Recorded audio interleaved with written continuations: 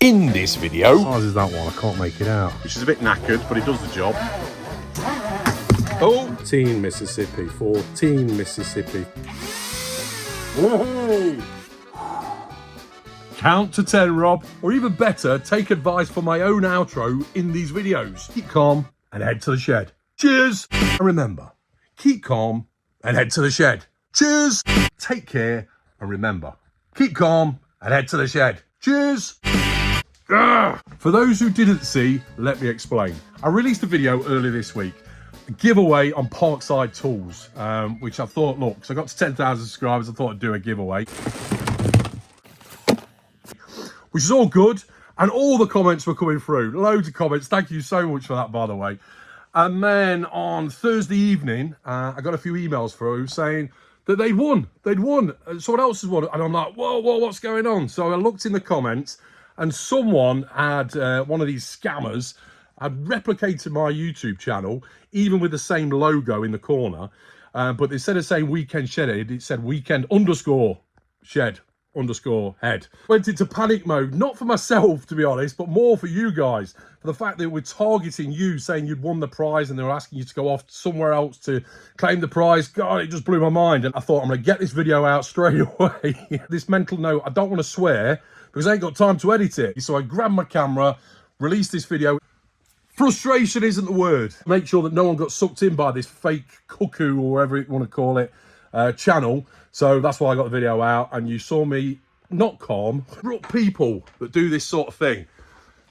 I'm sure this comes over a lot of us as well. It's like that red mist when you get so angry. Unfortunately, you had to see that in a video, but I had to get it out. I was trying to respond to comments that were coming through and emails at the same time. I'm calm now because it's good to see no one got sucked in. It was like I was hosting a party and we had a gate crasher and they were coming around and stealing everyone's drinks. Probably what I should say is head to the shed and release, which is what I did. And after the video, your comments and emails just restored my faith in humanity, shall I say. So thank you so much for that. Credit to YouTube. Myself and a few others had put a report into this channel, and it got shut down within half an hour to an hour, something like that, which is good news. So the giveaway is still on, but just to say, I will never, ever announce that you've won anything in the comments, or even send you an email to say you've won anything, because that's another thing. People can replicate or make emails look like the same email as well. So the only time I'll ever announce it is when I say in the video you have won,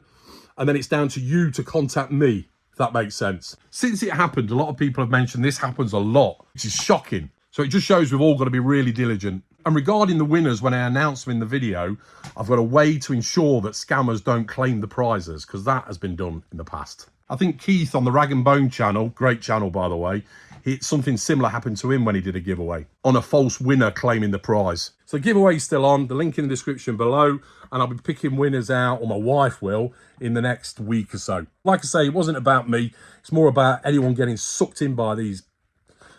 Keep calm, chill, Rob. So thanks for all the comments. Here's all the tools you can win from PARKSIDE: knee pads, masking tape, socket sets, LED work lights. Video with the giveaway on in the description below.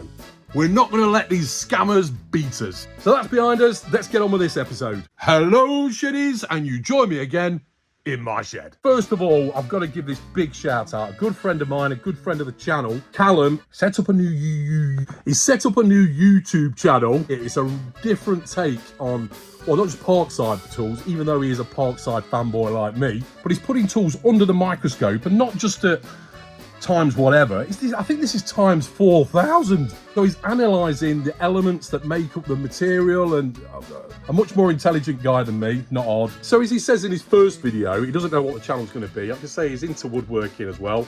But yeah, he's putting these tools under microscopes, and it's just fascinating. It's a different world. It's in the different elements, the different metals and carbon and all that sort of thing. Channel's called Scoping Out Tools. I'll put his link below. You've got to go over and check. He'll probably hate me for saying this, but you need to comment as much as you can on there on all the things he should be putting under the microscope. Go to town on him. For a kick-off, Callum, I'd like to see drill bits before and after being used, and different styles of drill bits. And also masking tape, the edge of masking tape, the different brands. Callum, great to see you've set up this YouTube channel. Great content. Right, let's get on with it. I want to show you this paint sprayer in action. So here it is, PARKSIDE 20v cordless paint sprayer. Did a video on this probably about, probably 3 months ago now. Hey, look at this bad boy. Using the 20v batteries that I've already got. Zoom out a bit. That's better. Did an unboxing, but I didn't get a chance to use it. And the one thing I want to use it for is in the garden. That's not going to be for another 2 months. So I want to trial this out in the shed with a few different paints. So I'll say it's 20v. It comes with no batteries, bare unit. Oh, so a good amount of rubber on the handle. Good to see. Better grip. So to release the nozzle, etc. for cleaning, push this green tab down there and twist, and it pops out like so. And then like that, and then clicks to lock in place. Rubber on the trigger, an adjusting knob, spring-loaded adjusting knob at the back. Just the setting, so it pushes it further out. Recommend starting off on minimum. To adjust the nozzles, to swap the nozzles, because it comes with 3 other ones there for different sizes. Nozzles there. So that one is, size is that one? I can't make it out. I can't see it. What is it? Check the other ones. Now that one's 2.2 millimeters for the red one. The white one is, instructions here to show what they are. 2.2 high viscosity. We'll come on to viscosity in a minute. That's the red one. I might write on here what the colours are actually. I don't know why they didn't, but anyway. It's 1.5, I think. The black one, what is that? Got these glasses on. Oh, 1.8 must be, I've forgotten what they are now. 2.6. Right, let me write these down. There we go, that's better. So white is 1.5, black is 1.8, red is 2.2, and then green is 2.6. Now this is for, obviously the 1.5 is for low viscosity, the 1.8 is for water-based paints, 2.2 high viscosity, 2.6 is for oil-based paints. So for now, I think I'm gonna put the black one in, water-based paints. And as far as I'm aware, you fill this up with whatever the paint is, you let it run out, then you time how long it takes to run out. The maximum, or the thickest, if you like, this machine can take is 70 din seconds. So as long as it doesn't take more than 70 seconds, you're all good, I think. And I assume something like water-based might be about, let's say 20 seconds, 30 seconds maybe, but we'll have a go on that. We've got a funnel there as well for putting it into the pot. The pot's maximum of 1200 millilitres. Put the black in first. It's good, obviously this all removes because it's good for cleaning. You get a brush, an extra filter as well actually, and a pin there for cleaning it out with. Rubber grommet in all of them, or seal. Put that in. The nozzle, we've got different settings. We've got a round jet, a vertical flat jet, and a horizontal flat jet. Horizontal line there. And then we've got a dot. That must be the vertical. So I'll tighten that up for now. Feels nice in the hand. It's quite lightweight, but I ain't got a battery in there yet. I've got both of them on charge. I've got the 2 amp hour and the 4 amp hour. I think I'll just go in with the 4 amp hour battery. If you're interested as well, this is $24.99 when I bought it about 3 months ago. Move the pot. So we've got the riser pipe. Now, if we're painting normal heights, we'd have it at the front. Now, if we're painting high up, pointing upwards, then we'll point it to the back so it catches the paint in the pot. You can take that out easy for cleaning as well. It's got like a seal on there. Leave it at the front for now. Here's the partner if you need it. PFSA 20-LIC3. Bit of rubber down here as well, look. And then to take the filter off the back, we undo these screws here. I won't bother doing that just now, but we have got a spare one as well. And it advises cleaning that out every so often. And it says you can wash it and then let it dry out and then put it back. What should I start with? I think first of all I need to set up some testing rig. And I've got an idea in the shed. So a lot of you might know my tool wall is there, but above for my projector, I've got the projector screen, which is a bit knackered, but it does the job. Oh, that's my camera stand. Never mind. That can go like that. And if I get a dust sheet in front of it and then get some paper to paint over. Let's use this tape and drape that I also got from Lidl, the middle aisle. Masking tape, tape to dust sheet. There we go. I haven't had to move all my tools out of the way. Just tape that stuff up. 1.4 meters drop, I think there is. When I sort all this tool bench out and move all my tools out of the way, this is going to be a good painting area. In fact, I could even put a drape this side as well. Probably need some extraction in here first. But anyway, let's get on with it. I get this stuff from IKEA, actually, a roll of paper. I don't know how much it is now. It's not much, but it's good for just ripping off and drawing up plans or whatever. But I'm going to use this to paint on. Right, a bit scrappy, but it'll do. Okay, I've got this old shed paint or fence paint bit in there. We'll try that out. And then I've got some Leyland emulsion here. Leyland Trade. Dust mask, got some specs. God knows how old this stuff is. But there's enough in there, it just needs mixing up. Of course, we can add water to this. And it even says in the instructions, add water if needs be. I'm going to try it as it is. It seems quite runny. I'm going to test the viscosity on it. When you have an old tin of paint and you get these dried bits that flop in, I normally sieve it out, but I don't think I'll bother. Doesn't seem to be many flaky bits in there. So the viscosity tub, just fill it right up. Let's count. 1, 2, 3, 4, 1, 22, 23, 24. 7, 28. Oh, is it blocked? Famous last words, I think it's blocked. Yeah, is it blocked with some scud? I probably ought to put it through the sieve, don't I? This is why I save all pots. It comes in handy. They're nice, by the way. So I'm going to scoop some up, I think. I get me pot. No, I'm not. I'm going to get the sieve. I'll move this out of the way. I think there may be a method in my madness here. So get the sieve, put that on top of the pot. Put the viscosity cup in there. Pour that. No, I don't. Don't need that yet. Pour that into there. Sieve it out. Yeah, it is a bit lumpy. I've just got some more out the tub. Gone to the top, haven't I? Right mess. Never mind. Well, at least we know that that is filtered or sieved.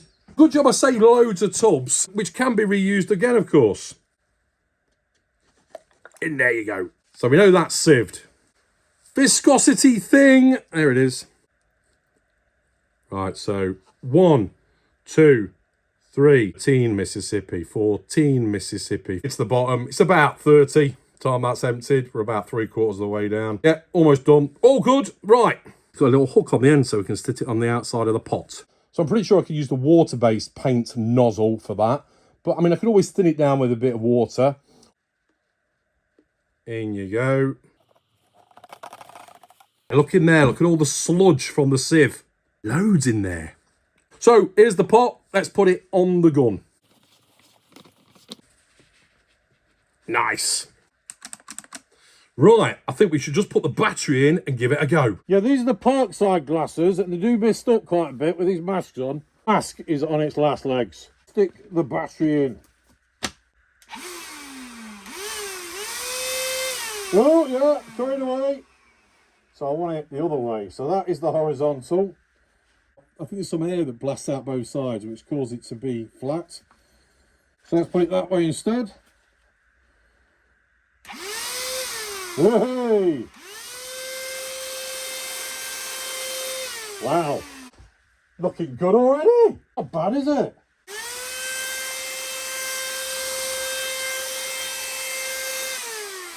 Just trying to see if it's running or not. Well, it seems all right.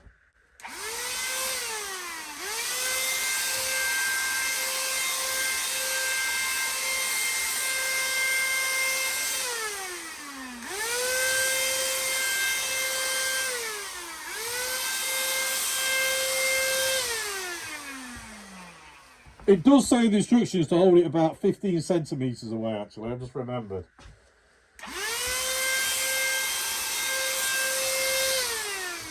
Nice.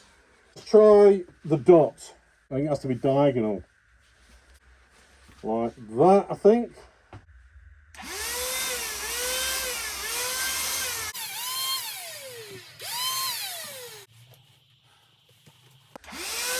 There we go, dot.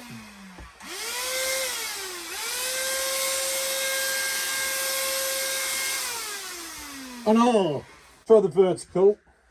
So that should be, no. Well, that should be for the vertical, positioned at the top and the bottom. And then if we're doing that sort of stroke. Okay, let's do that. And that's on the low setting. Let's wind it in a bit. More power. If you like this video, please give me a thumbs up. It really helps the channel out. Cheers. It proper shoots out on full power.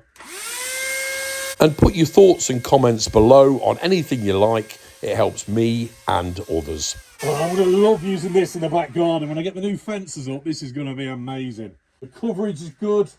The power's good.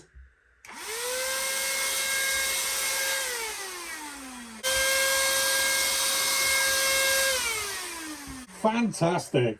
See, a downside to a cordless paint spray is you've got the weight of it, 'cause you've got the battery in there. I mean, you can get ones that are remote. I've had one of them before, and they're more just so cumbersome. I'd rather have a workout on the arm than have something cumbersome. Give you the specs on it in a bit, though.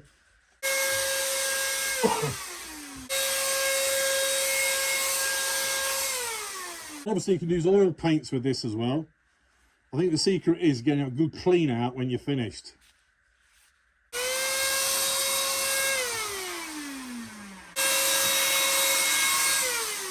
Right, let's put some more paper up and try the emulsion.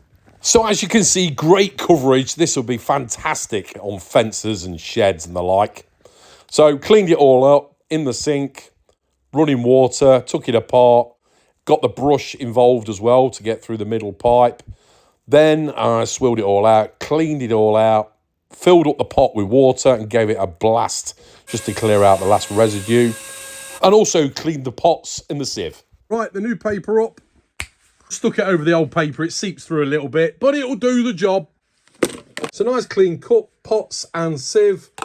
Let's do the emulsion. By the way, this Leyland Trade matte paint, I've got through tubs of this when I've been doing the house. Brilliant stuff. Not many coats needed. If you notice, look, when you open the lid and you used it for a while, all these little fragments fall into the paint. So I want to put it through the sieve again. So I put the white emulsion in and it was really high on the viscosity. So I watered it down and I think I'm going to go for the red nozzle, 2.2 millimeters. So rather than doing this cap to adjust it from horizontal, vertical and a dot, I've just done it tight enough so you can actually move it each setting. Right, so I've got it in the vertical spray.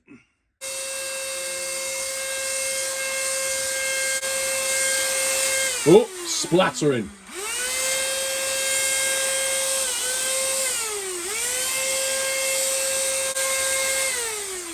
Is it, I've not got enough in there, or does it need watering down a bit more?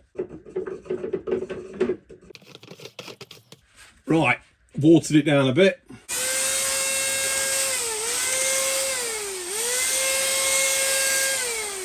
Oh, that seems, does that seem better? Oh, it's running a bit.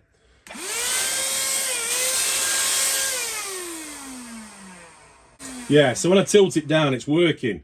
So there's not enough in there. I've done it too watery now. Right, let me make it a bit more concentrated and put more in there.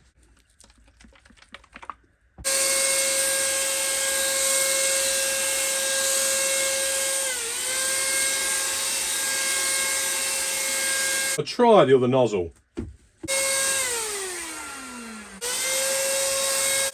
At this point, I realise this isn't the best setup for emulsion. I've changed the nozzle back to the smaller black one, and I've been playing around with the consistency a bit. And I think it's the same with anything like this. You're just going to play around with them. Piece of plywood here.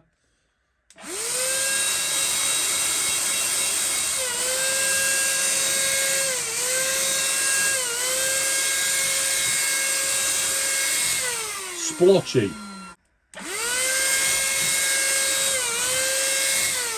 Let's try the other nozzle. The red one in there. Try again.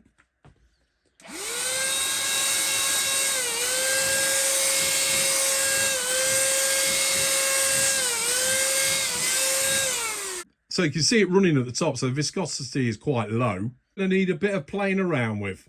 As you can see, always wear safety goggles and a mask, which I forgot to wear in the second part of this video. 65 watts, as we know, 20 volt, flow rate 700 millilitres per minute, water. Sound pressure level 72.1 decibels, sound power level 83.1 decibels. So I'll do some more testing in another video because I want to use this in spring for doing all the fences. Also, when I redo this workshop, I want to spray the ceiling with it to get more light in here. I've used a paint sprayer in the past, which was a real cumbersome thing, real terrible thing to do the fences. And there's so much better than using a brush, because you can't get the brush into some areas and it's just fiddly. One of these, just blast over it. So remember to go on to Callum's channel, Scoping Out Tools. I know you'll love it. I'll put the giveaway video below, and also on the screen somewhere now will be a list of all my other tool reviews. Thanks for watching, take care, and remember, keep calm and head to the shed and release. Cheers! See you next time on Weekend Shedhead.